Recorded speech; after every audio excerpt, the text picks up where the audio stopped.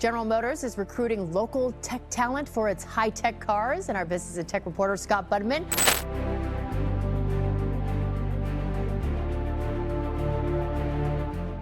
Well, the auto industry is a global industry, as you know, and all competition needs to be taken seriously. General Motors just unveiled their revolutionary futuristic engine, transcending both electric and internal combustion vehicles into relics of the past. This groundbreaking marvel is turning heads as it's hailed as the climax of the next automotive revolution, catapulting us into a realm of eco-conscious motoring like never before. How did GM break the walls of creativity, revealing this awesome technology? What even is the groundbreaking discovery? Join us as we delve into the words of GM CEO regarding the new engine that will change the world.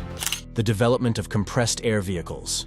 General Motors' quest for an alternative to electric vehicles, EVs, led them down a fascinating path, eventually stumbling upon compressed air technology. While compressed air had its moment in the 19th century, powering mine locomotives and trams across European cities like Paris, it faded into obscurity with the rise of internal combustion engines. However, in the early 2010s, a French car manufacturer, Peugeot, had a vision, marrying compressed air with internal combustion engines to create a hybrid marvel. Although Peugeot's prototypes didn't venture far from the testing grounds, they ignited a spark of interest across the automotive industry, catching the eye of GM and other car manufacturers. In 2007, Motor Development International, MDI, which is a compressed air engine car company, even struck a notable partnership with Tata Motors, injecting a dose of credibility into their venture into compressed air vehicles. However, by 2012, progress on their platform hit a snag, with no updates or plans for commercialization. The passing of Guy Negre, founder of MDI, coupled with the efficiency limitations of air propulsion,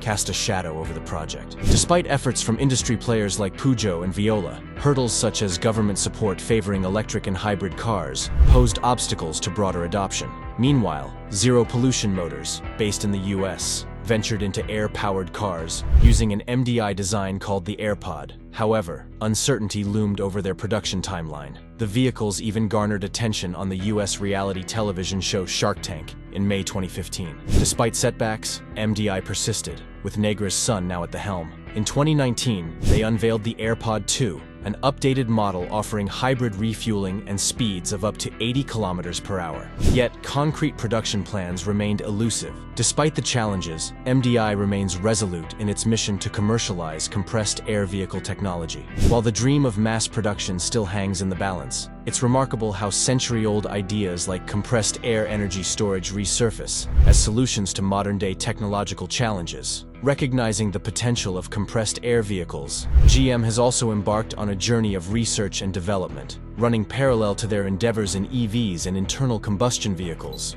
The working principle of compressed air vehicles. How exactly do compressed air vehicles operate? Unlike conventional engines or EVs, compressed air vehicles harness specially designed pneumatic engines, also known as compressed air engines. Pistons, similar to those in petrol-powered engines, are connected to springs. Instead of relying on explosions, these engines introduce air into the chamber, increasing pressure to propel the pistons. Upon release, the spring recoils, completing the cycle. But we know that when air is compressed, its volume decreases while retaining the same internal energy, leading to increased pressure and temperature. In traditional systems, this excess heat is simply discarded, resulting in energy loss. Moreover, when the compressed air expands, it cools, becoming less effective in powering air motors efficiently. This loss of thermal energy in conventional storage systems significantly reduces efficiency. One method to enhance efficiency is through adiabatic storage, where heat energy produced during compression is conserved within the system and returned during expansion. Though theoretically, efficiency could approach 100%, in practice, it's around 60 to 70%. Adiabatic storage has seen more exploration in utility power storage than vehicle use due to its integration into structures. Isothermal storage, another approach, tightly controls compression and expansion rates to maintain constant air temperature. Near isothermal storage compresses air close to a thermal mass or via a thermal fluid spray to stabilize temperature. Despite its potential, research has primarily focused on large-scale systems for infrastructure. Phase change materials offer a promising avenue for heat recovery, with substances like paraffin showing excellent results. In a designed air compression system, air is compressed by an onboard electric compressor and then routed through a paraffin-encased heat exchanger exchanger. As the paraffin liquefies, it absorbs heat from the compressed air, stabilizing it into thermal equilibrium. When the compressed air is discharged to power the vehicle, it passes through the paraffin heat exchanger again, extracting heat, which is then used to charge batteries via a turbine-driven generator. Now that we understand the working principle of compressed air vehicles, we also need to understand how they are distinctly different from EVs, by explaining how electric vehicles also work. History of electric vehicles.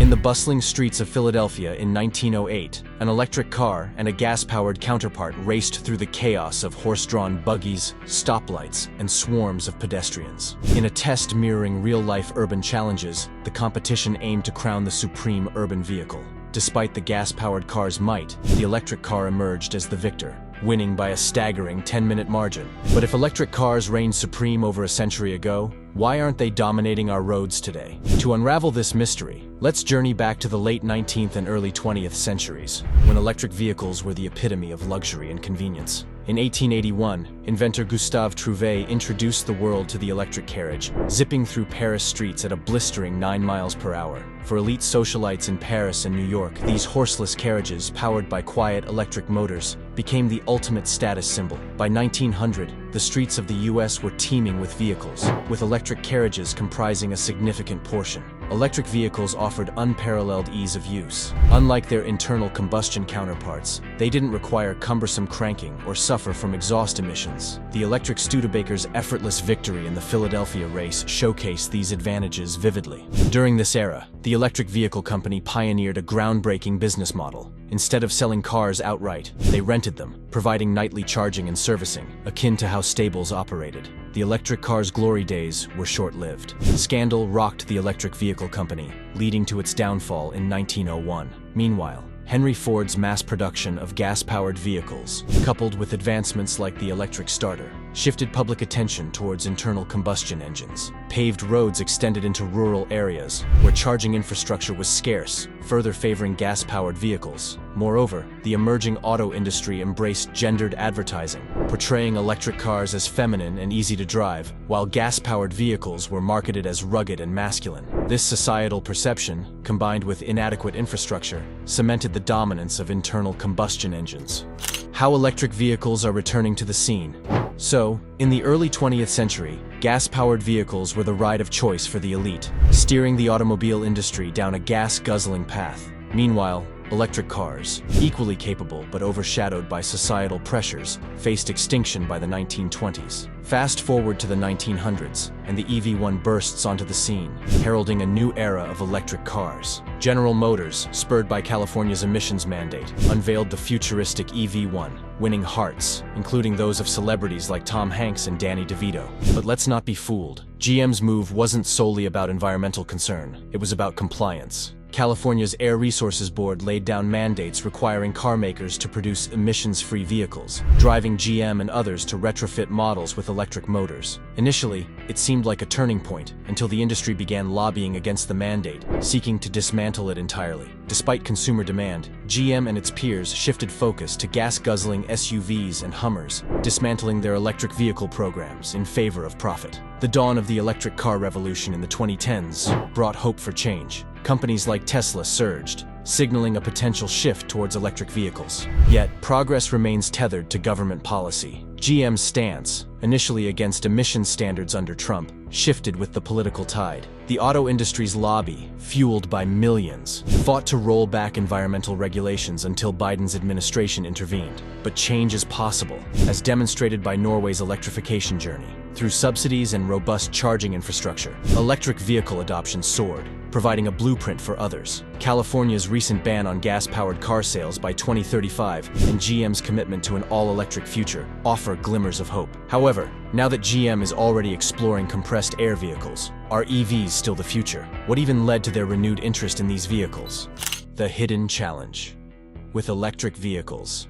While many have been promoting these vehicles, Giants like General Motors, Ford, Hyundai, and Rivian are grappling with the soaring costs of battery materials and navigating the complexities of new EV tax credit incentives, which offer discounts on domestically manufactured cars. These shifts are reshaping the industry's landscape, raising questions about its sustainability and inclusivity. Even other brands like Jeep are feeling the pressure of market dynamics. Initially, they had to pivot towards electric vehicles to stay competitive. However, they've encountered a downward sales trend and damage to their brand image over time. Take the Jeep Wrangler, for example. In 2015, it was priced at around $35,000 to $38,000, but by 2023, the tag had skyrocketed to $52,000. This steep increase isn't solely due to inflation or supply chain disruptions, but reflects Stellantis's strategic move to position Jeep as a luxury brand. However, this tactic, coupled with quality control issues, has taken a toll on Jeep's reputation. Automakers like Stellantis, Ford, and GM are facing the challenge of selling EVs at a loss, or subsidizing their losses with profits from their internal combustion business. Similarly,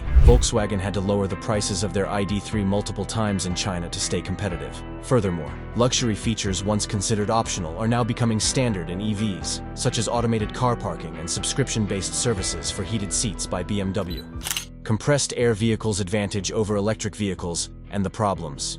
Let's unravel the benefits of compressed air over EVs and internal combustion engines. Firstly, it's 100% pollution-free, leaving behind no environmental footprint. This addresses one of the most significant issues with traditional engines: pollution. Moreover, compressed air engines outshine EVs in terms of cost and resource requirements. They're cheaper to produce, don't rely on rare earth materials like batteries or electric motors, and sidestep the environmental concerns of electricity production, which often relies on fossil fuels. Additionally, the production costs of compressed air engines are considerably lower than their combustion counterparts, thanks to their ability to withstand lower pressures. This translates to a reduced need for heavy-duty materials like steel or metal, paving the way for cost-effective manufacturing. While they may not rival electric vehicles in all aspects, these advantages are noteworthy. The best part is that these engines are future-proof, leaving no waste behind as they harness pressurized air. However, like any technology, compressed air engines have their drawbacks. One major issue is their lack of power.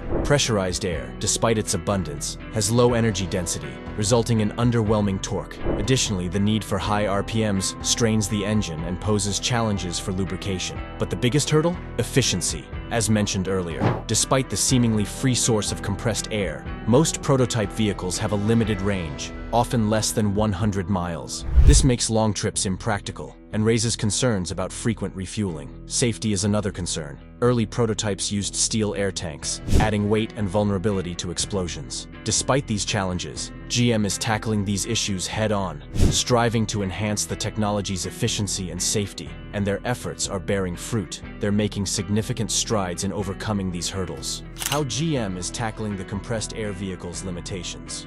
The introduction of new high-pressure air tanks has tackled one of the major challenges faced by compressed air vehicles: power. These tanks compress the air further, leading to higher cylinder pressure. As a result, GM's latest compressed air prototype boasts performance figures comparable to regular gasoline engines. While it may still lack torque, it's powerful enough for everyday commuting. GM has also addressed the issue of the vehicle's range by ingeniously utilizing the vehicle's chassis as a large compressed air reservoir. This innovative approach necessitates the development of vehicles specifically tailored for compressed air engines. It involves reinforcing the chassis or even incorporating composite materials like fiber-reinforced thermoplastics. This not only maintains exceptionally low weight, but also enhances safety, as rupturing the reservoir won't cause explosions. Regarding the timeline for implementation, it's a complex matter. There's a strong possibility of these engines entering mass production in the coming years. GM has shown a deep commitment to making this technology a reality. They're continually researching and developing solutions to existing challenges, demonstrating their dedication to creating an exceptional product that could potentially revolutionize the automotive industry. Moreover, GM's advantage lies in the mechanical familiarity and similarity to internal combustion engines, allowing for faster development. However, it's essential to recognize that GM's motivation isn't solely altruistic. They understand the inevitability of the decline of internal combustion engines and are vying to establish dominance in the evolving automotive market. By creating a new segment of vehicles, they aim to outshine competitors and render both internal combustion and electric vehicles obsolete, securing their position as leaders in the automotive industry's future. GM can definitely make something of this, since it's a company that has survived through the highs and lows of the business market. Let's explore its history for more insight. The beginning of General Motors Company.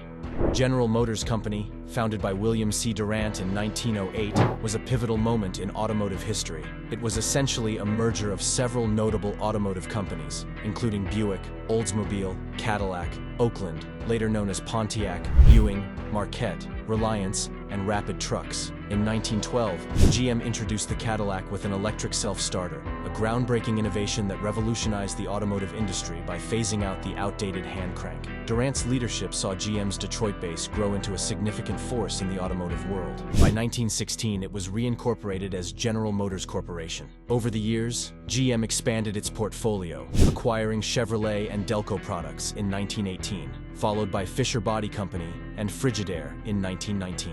Alfred P. Sloan Jr., who succeeded Durant in 1920, played a pivotal role in shaping GM's trajectory. Under Sloan's leadership, GM evolved from a scattered collection of businesses into a cohesive entity, with 5 major automotive divisions: Cadillac, Buick, Pontiac, Oldsmobile, and Chevrolet. Sloan's management philosophy was decentralized yet coordinated, allowing each division considerable autonomy within a unified corporate framework.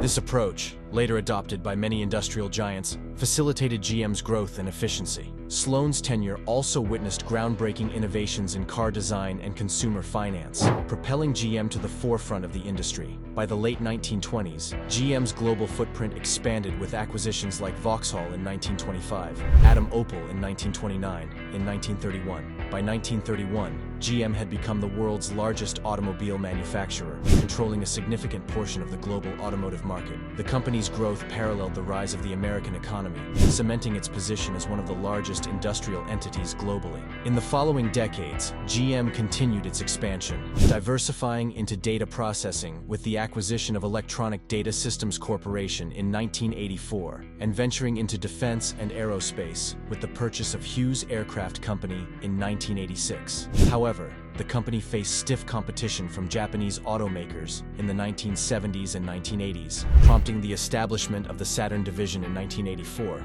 to produce small cars competitively. Despite setbacks in the early 1990s, including plant closures and layoffs, GM rebounded, divesting non-core businesses and refocusing on its automotive division. By the turn of the 21st century, GM had acquired stakes in various auto companies globally. However, the changing market dynamics led to difficult decisions, such as suspending the Oldsmobile brand in 2004, as GM continued to adapt to evolving consumer preferences and market conditions. How GM got out of financial troubles to become a leading company. Toyota Motor Corporation surpassed General Motors as the world's largest automaker after 4 years. GM then sought to streamline its financial services inventory through various agreements with General Motors Acceptance Corporation, GMAC, and related departments. GMAC, founded in 1919 to facilitate installment sales of GM products, later expanded into other businesses. In 2006, GM sold a 51% stake in GMAC to Cerberus Capital Management, eventually rebranding it as Ally Financial. Additionally, GM divested its real estate units and mortgage divisions in December 2008. During the financial crisis, President George W. Bush announced a bailout plan to assist the big 3 automakers, Chrysler LLC, GM, and Ford, to avoid collapse. The bailout provided $13.4 billion in government loans from the Troubled Asset Relief Program, TARP, aimed at stabilizing the post-crisis financial industry. GM received financial aid to continue operations, subject to demonstrating financial viability or repaying the funds within 30 days while restructuring the company. As financial challenges persisted, GM reported a staggering $173 billion debt, leading to its Chapter 11 bankruptcy filing in June 2009. Emerging from bankruptcy the following month, GM underwent significant restructuring, including the suspension of the Pontiac and Saturn brands and the sale of Saab, leaving it with 4 vehicle divisions: Buick, Cadillac, Chevrolet, and GMC. In June 2010, GM established General Motors Ventures, a subsidiary focused on identifying and developing new technologies in the automotive and transportation sectors. Later that year, GM made a triumphant return to the stock exchange with one of the largest initial public offerings, IPOs, in U.S. history. Despite this success, GM faced setbacks in 2014 when it was revealed that faulty ignition switches in numerous car models had led to over 120 deaths. The subsequent recall cost GM $1.5 billion and caused a significant drop in its shares. Under the leadership of CEO Mary Barra, GM navigated through the scandal and rebounded with strong profits and record sales from 2014 to 2016. In 2016, GM invested $500 million in the transportation network company Lyft, signaling its commitment to future transportation technologies. However, its European division continued to struggle, leading to the sale of Opel and Vauxhall to PSA Group in 2017, marking the end of GM's European operations. The COVID-19 pandemic further impacted GM's financial performance, recording a net loss of $758 million in the second quarter of 2020. Despite this, GM announced an alliance with Honda in September 2020, aiming to collaborate on purchasing, research, and vehicle development. Additionally, in April 2021, GM pledged to allocate a larger portion of its advertising budget to Black media, reflecting its commitment to diversity and inclusion initiatives. Beyond their collaboration, they are now working on the compressed air vehicle. But are they the only company in this race? Peugeot's attempt on compressed air vehicles.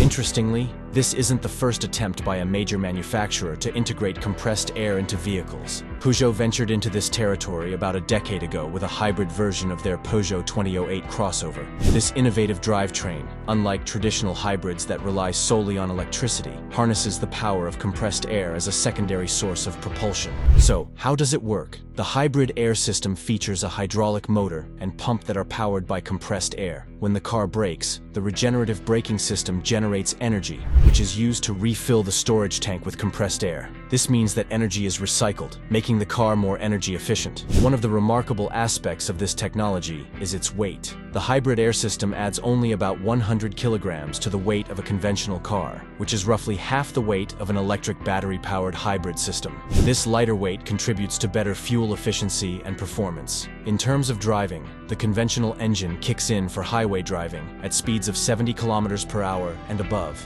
However, in urban settings where speeds are typically lower, the air power takes over, operating at speeds of 70 kilometers per hour or below. This dual-mode operation optimizes fuel consumption depending on the driving conditions. Peugeot claims that the hybrid air technology can deliver fuel savings of up to 45% for urban driving compared to conventional engines, with an overall fuel saving of 35%. The powertrain achieved an impressive 120 miles per gallon, a promising feat in the realm of fuel efficiency. These savings could potentially have a significant impact on reducing both fuel costs for consumers and carbon emissions from vehicles. Despite the initial success, Peugeot abruptly abandoned the project, citing lack of profitability as the reason. However, this explanation seems dubious to many, including us. Speculation arises regarding the involvement of large oil companies. It's not unprecedented for such companies to hinder alternative energy developments that threaten their profits.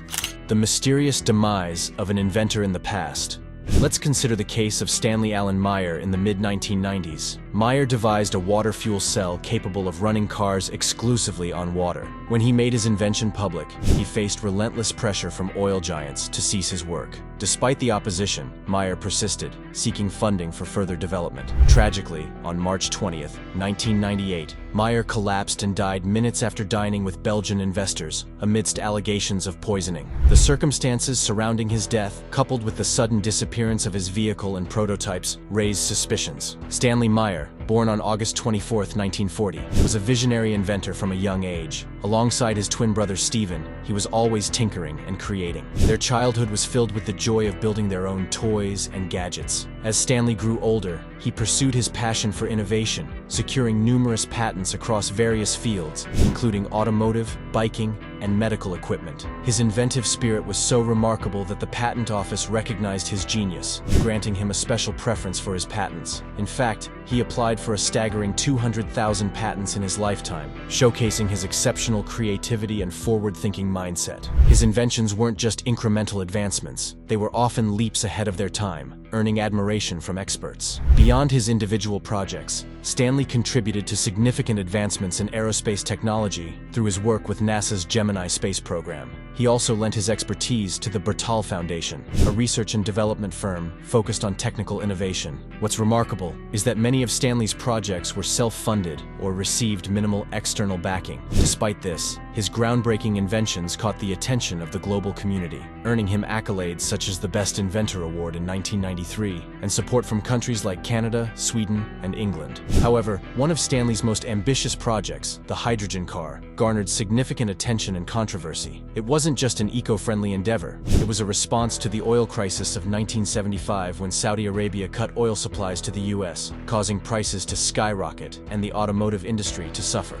Stanley's hydrogen car aimed to address this dependency on fossil fuels by utilizing hydrogen extracted from water as an alternative fuel source. The concept was revolutionary. It split water into hydrogen and oxygen, burning the hydrogen to power the vehicle while releasing oxygen as exhaust. This process, known as electrolysis, offered a sustainable solution with abundant water as the fuel source. His prototype buggy, powered by this technology, toured the country, impressing onlookers with its ability to generate hydrogen from tap water. Stanley claimed that his invention could achieve what many thought impossible, turning ordinary water into fuel. Stanley Meyer's journey with his water-fueled car captured the imagination of many, but it wasn't just a sideshow spectacle. He showcased his invention to esteemed individuals, including Professor Michael Langton and Dr. Keith Hindley, both highly educated and respected in their fields. Their endorsement added credibility to Meyer's claims and garnered widespread attention. However, skepticism began to mount in 1996 when allegations of fraud surfaced. Lawsuits were filed against Meyer, and his invention faced intense scrutiny. Expert witnesses testified in court, debunking the revolutionary claims and attributing the technology to conventional electrolysis. Despite Meyer's insistence on the legitimacy of his invention, the court ruled against him, demanding repayment to investors. However, some defended him, including Judge Roger Hurley, who vouched for Meyer's character, emphasizing that he was not someone he would consider dishonest. But then, Meyer's life took a tragic turn on March 21, 1998. While dining at a restaurant with his brother Steven and two Belgian investors, he was poisoned and died under mysterious circumstances. Steven vividly recalled the events of that evening, recounting how Stanley suddenly fell ill after taking a sip of cranberry juice, then rushed outside and collapsed, vomiting violently. His dying words implicated poisoning, leaving a haunting question mark over his death. Although a 3-month police investigation concluded that Meyer died of a cerebral aneurysm, many who knew him believed he was murdered. They speculated that his groundbreaking invention, which promised free energy, could have threatened powerful interests. Meyer's patents had attracted significant attention from governments, mysterious foreign visitors, and lucrative buyout offers, adding fuel to suspicions of foul play. Stephen Meyer even suspected the two Belgian investors present during Stanley's death, noting their eerie silence and lack of reaction upon hearing the news. Their behavior fueled mistrust, leaving lingering doubts about their involvement. However, the perpetrator and motives behind Meyer's murder remain elusive, shrouded in mystery and unanswered questions, leaving his untimely death unresolved. Are higher powers impeding development? The allure of Meyer's invention threatened powerful interests. If his technology proved viable, it could disrupt the lucrative oil industry and challenge the status quo. Governments and shadowy figures reportedly approached Meyer with offers to buy his patent, but he steadfastly refused, adding layers of intrigue to his story. Was Meyer's invention feasible, or was it simply a pipe dream? The science behind electrolysis suggests significant energy inefficiencies, casting doubt on the practicality of his water-fueled car. Yet, eyewitnesses attested to its functionality, perplexing skeptics and believers alike. While these events may seem like mere coincidences, it's not unreasonable to question whether oil companies played a role in suppressing alternative energy innovations. Their vested interests in maintaining the status quo, even at the expense of environmental progress, are evident. This narrative underscores the influence and power of the fossil fuel industry in shaping energy landscapes. The reluctance of major corporations to embrace sustainable alternatives highlights the challenges faced by innovators striving to revolutionize the automotive industry.